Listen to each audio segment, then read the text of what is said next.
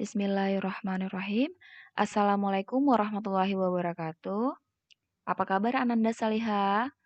Semoga tetap semangat, selalu sehat walafiat dan selalu dalam lindungan Allah Subhanahu wa taala. Amin ya rabbal alamin. Baik, kita masuk ke pelajaran penjas atau PJOK dan hari ini kita masuk ke pelajaran yaitu kebugaran jasmani. Tentu Ananda Salihah semuanya pernah mendengar apa itu kebugaran jasmani. Nah, sedikit saya singgung dan jelaskan mengenai apa itu kebugaran jasmani. Nah, kebugaran jasmani adalah kesanggupan dan kemampuan tubuh seseorang untuk melakukan pembebanan fisik yang diberikan kepadanya atau dari kerja yang dilakukan sehari-hari tanpa menimbulkan kelelahan berlebihan.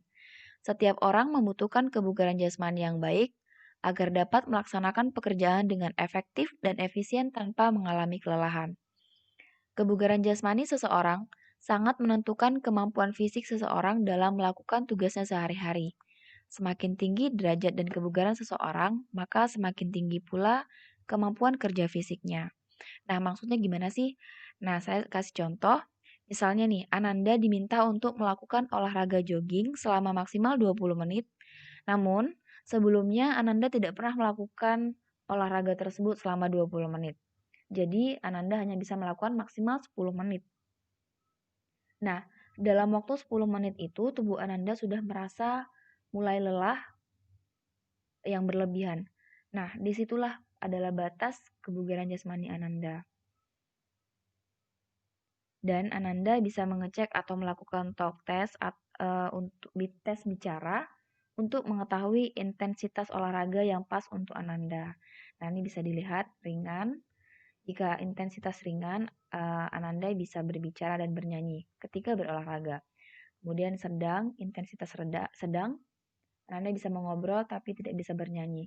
Dan olahraga intensitas berat, itu Ananda kesulitan berbicara atau terengah-engah. Nah, sebelum kita melakukan olahraga, ada baiknya kita menghitung denyut nadi.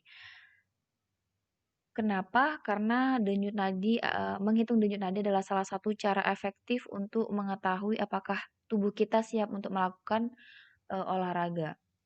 Jadi sedikit saya jelaskan lagi apa itu denyut nadi.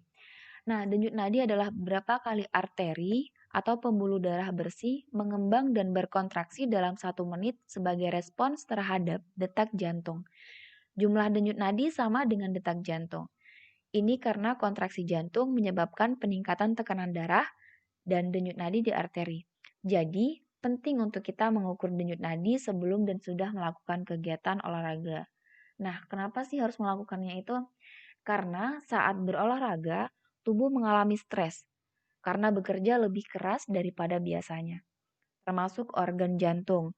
Alhasil, banyak orang yang justru mengalami cedera atau bahkan meninggal gara-gara serangan jantung saat berolahraga.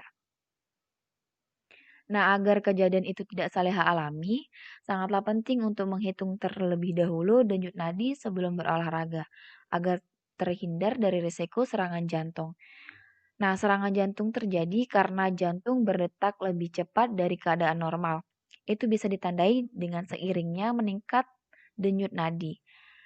Denyut nadi bisa menjadi tanda dalam menilai fungsi tubuh. Untuk itu, Saleha disarankan untuk melakukan pengecekan denyut nadi sebelum dan sesudah berolahraga. Ini untuk mengetahui seberapa cepat pemulihan tubuh Ananda. Nah, ini cara menghitung denyut nadi.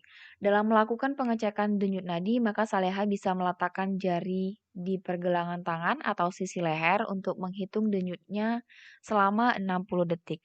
Pengecekan ini dilakukan sebelum dan sesudah melakukan olahraga. Nah, ini ada cara-caranya atau tahap-tahapnya. Setelah selesai melakukan olahraga, Saleha disarankan untuk memeriksa tanda-tanda vital tubuh termasuk denyut nadi.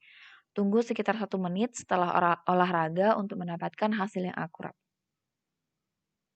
Nah, ini adalah salah satu cara menghitung denyut nadi di pergelangan tangan. Dalam keadaan istirahat, normalnya jantung berdenyut 60 sampai 90 kali per menit.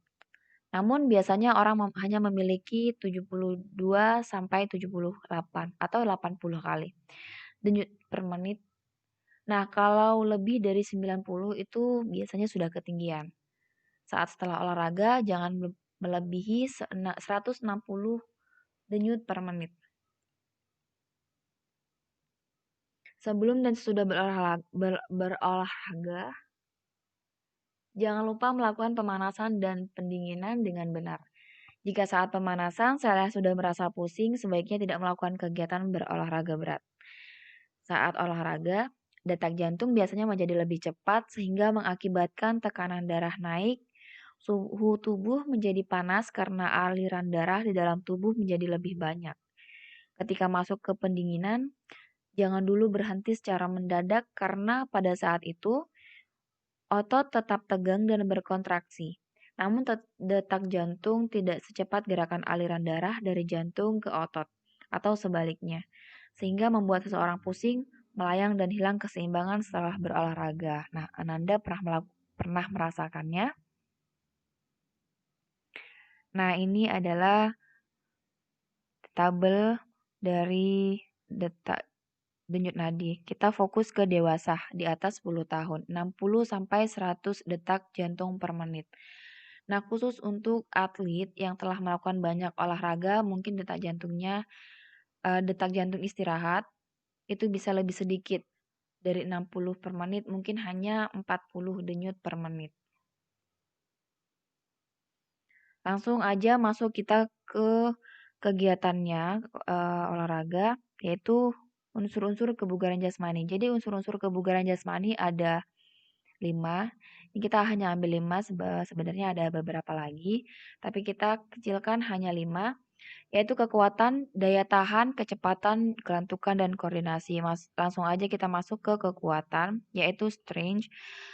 Apa itu kekuatan? Kekuatan adalah kondisi tubuh yang mampu mempergunakan suatu otot ketika dibebankan untuk menjalankan suatu aktivitas. Misalnya contoh aktivitas olahraga yaitu push up, sit up. Langsung aja kita masuk ke program ya. Program 1 atau project. Nah, Ananda diminta untuk membuat video berdurasi berapa aja, berdurasi berapa menit, yang dilakukan selama 10 hari. Jadi nih clue-nya cukup videokan pada hari pertama dan hari ke-10 saja. Kenapa? Karena akan terlihat perubahan pada tubuh misalnya nafas, denyut nadi yang beraturan jika memang benar Ananda melakukan kegiatan olahraga tersebut. Kegiatan olahraga ini dilakukan setiap hari selama 10 hari berturut-turut ya. Jadi yang dilakukan Ananda adalah kekuatan tangan yaitu push up dilakukan 3 set, kemudian angkat beban atau batu bata bebannya dilakukan 3 set. Yang pertama tangan kanan 1 set, kemudian tangan kiri 1 set, dan tangan kanan kiri 1 set. Kemudian untuk kekuatan kaki, naik turun kursi dilakukan 3 set. Nah, 1 set itu adalah 10 kali pengulangan atau 10 kali repetisi. Jadi Ananda melakukannya ini 3 set berarti 30.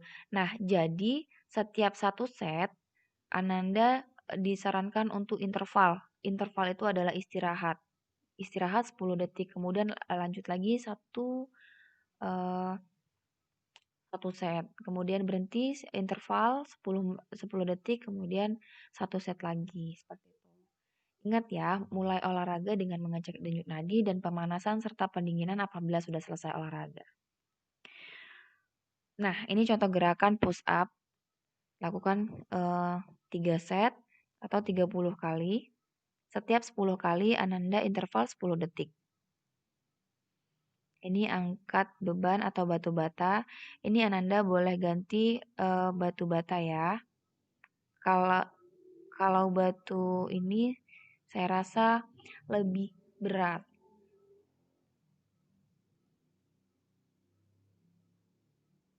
Kemudian ini angkat beban atau batu bata, tapi harus naik. naik turun tangga juga ya, naik turun kursi. Lakukan juga 3 set. Baik, hanya itu saja yang bisa saya jelasin dan saya sampaikan. Apabila ada kata-kata yang kurang jelas, boleh Ananda tanyakan. Semoga Ananda bisa melakukannya dengan istiqomah ya selama 10 hari proyek tersebut. Baik, semangat buat Ananda semuanya. Salam sehat. Semoga berkah dalam melakukannya. Saya akhiri. Assalamualaikum warahmatullahi wabarakatuh.